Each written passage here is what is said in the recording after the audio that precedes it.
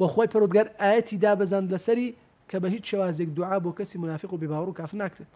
بۆی خۆی پەروەردگار سبحانه وتعالى آيات دابەزێن سەر پێغەمبەری خوا صلى الله عليه وسلم پێی دەفەرمێت استغفر لهم أو لا تستغفر لهم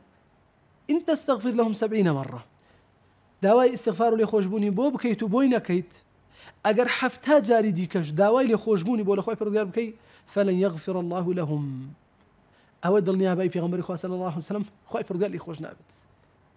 ئەوە چێیە ئەوە گەورەی منافقین کە مرد و کۆتایی پێهات کۆتایی بە ژیانی هات گەورەی منافقین بەس لەبەر ئەوەی کوڕەکەی مسلمان ببوو پێغەمبەری خوا صلى الله عليه وسلم وەکو دڵنەواییەک بۆ کوڕەکەی وتی با نوێژی لەسەر بکەین چونکە ظاهیر وای دەردەبڕی کە ئەنەه مسلمانە گەورەی منافقان لە دیری خۆیدا دەری دەبڕی کە مسلمانە خۆی پەروەردگار ئاەتی دابەزاند کەوە خۆی پەروەردگار لێخۆش نابێت پێغەمبەری خوا صلى الله عليه وسلم ویستی نوێژی لەسەر بکات خۆی پەروەردگار ئاەتی دابەزاند بەوەی کەوە استغفر لهم أو لا تستغفر لهم داوای لێخۆشبوونی بۆ بکەی داوای لێخۆشبوونی بۆ نەکەی 70 جاری تریش داوای لێخۆشبوونی بۆ بکەی لن يغفر الله لهم تەواو خۆی پەروەردگار لێخۆش نابێت بۆچی بۆ خۆی پەروەردگار لێخۆش نابێت